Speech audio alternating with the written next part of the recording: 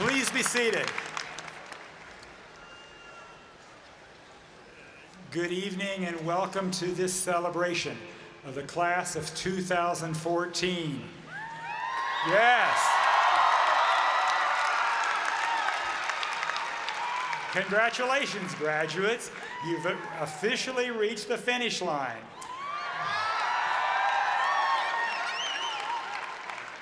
Let me begin by acknowledging our special guests seated on the platform.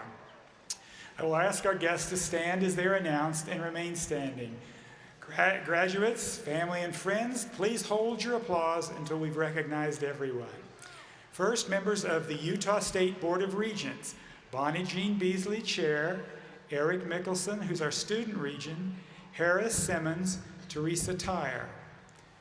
David Bueller, Commissioner of the Utah System of Higher Education, Leslie Castle and Keith Buswell from the Utah State Board of Education, Spencer Fox Eccles, Treasurer of the University of Utah, the university's Board of Trustees, Clark Ivory, Chair, Michelle Madsen, Vice Chair, David Burton, Phil Klinger, Lisa Eccles, David Huntsman, Sam Ortiz, Taft Price, and Kevin Rowe.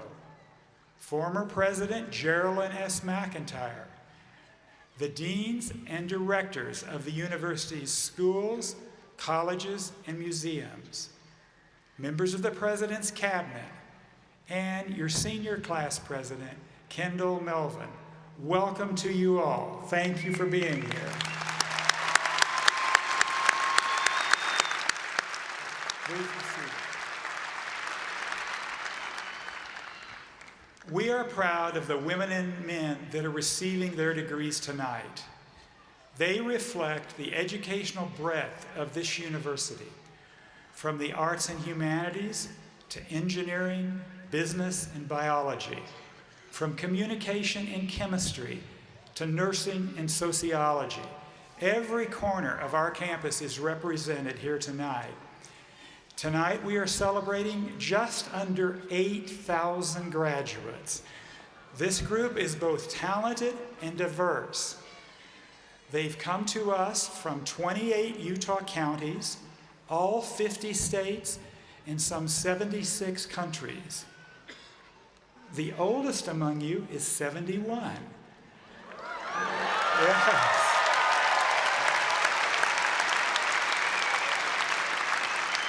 And equally impressive, the youngest is 15.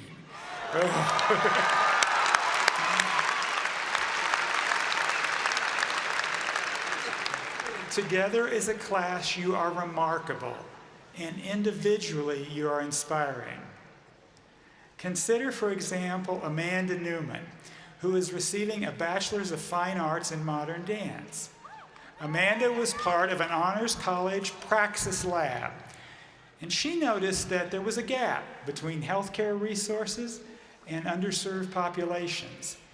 So she began something she called Connect to Health, a student-led volunteer organization that bridges the gap and helps people live healthier lives. The program now has 45 student volunteers and served more than 1,000 people during its pilot year.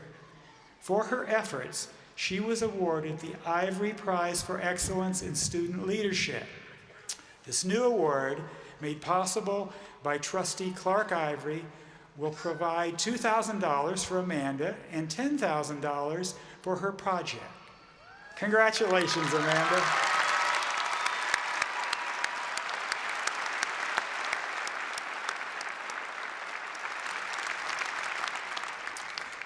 Jamal Abdenor is receiving a Bachelor of Science in Chemical Engineering, a field close to my heart.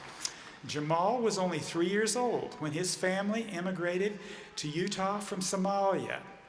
He was one of 1,000 high school students in the whole country awarded a Gates Millennium Fellowship, good at any college or university that he wanted to use it, where he wanted to use it.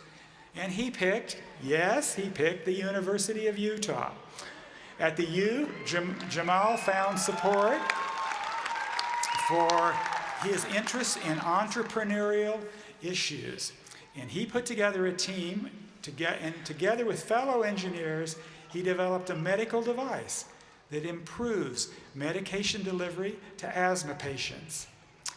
Jamal's next step is a Columbia University master's program in chemical engineering. Congratulations, Jamal.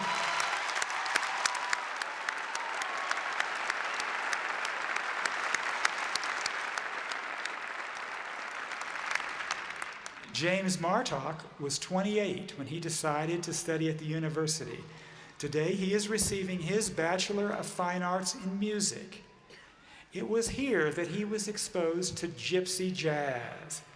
He and a fellow student formed a combo, initially to simply meet a jazz program requirement. But they went on to take top honors at UNC Greeley Jazz Festival in 2012. After their graduation, their travel schedule includes Europe and South America.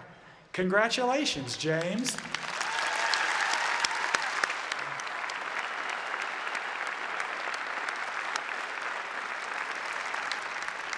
And finally, and this is late-breaking news, I would also like to recognize Jeremy West, who today received his Bachelor of Science in Mass Communications during a special ceremony aboard the USS Ingram.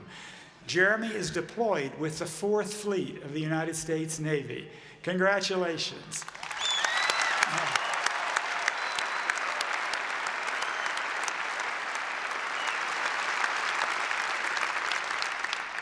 I wish I could talk about each one of you individually tonight, to hear your own stories.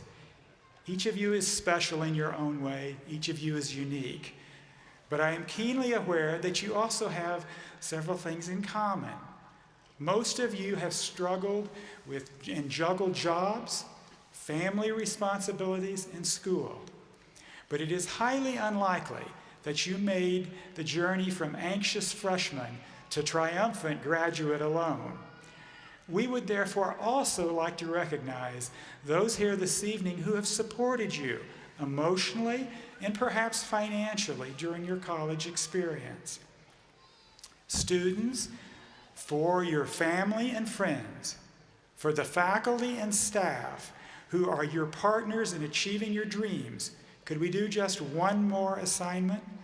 So on the count of 3, let's say in the grand tradition of the University of Utah, thank you. So can we do this? 1, 2, 3. Thank you.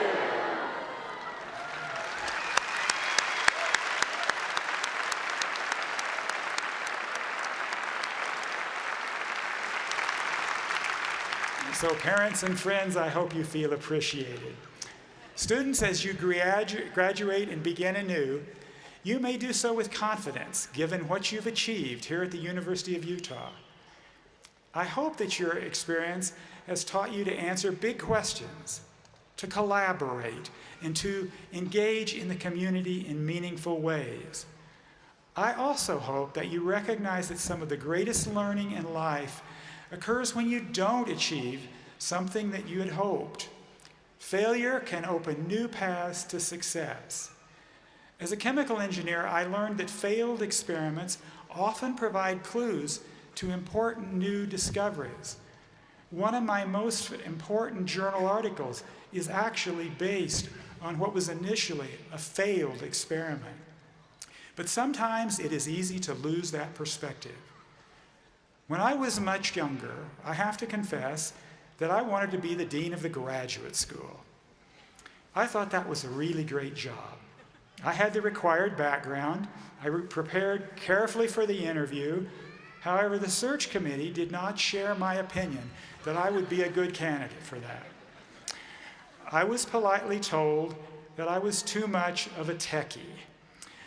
It was almost enough to discourage me from ever seeking another administrative role. But I decided to learn from the experience and simply try to be less techie, although some would say I have not achieved that for sure. But my message to you tonight is simple. And if you only remember one thing that I said tonight, that I say tonight. It's this: don't be afraid of failing. The key is to learn from your failures. Most of the successful business people with whom I work now as benefactors for the university failed at least once in their early careers. We know that the University of Utah is a place where you can imagine, then do, as our marketing slogan says. So as you move forward, I challenge you to continue to imagine the possibilities for your lives and continue to work toward making your hopes reality in spite of temporary setbacks and disappointments. Go forward with confidence and stay committed to constant learning and making a difference. Thank you very much.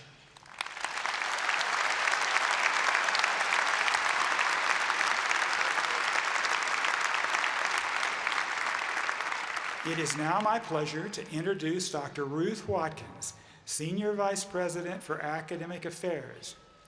She will announce some extraordinary University of Utah faculty members, graduate scholars, and postdoctoral fellows who are being recognized this evening for their ability to positively influence the students and the research at this university.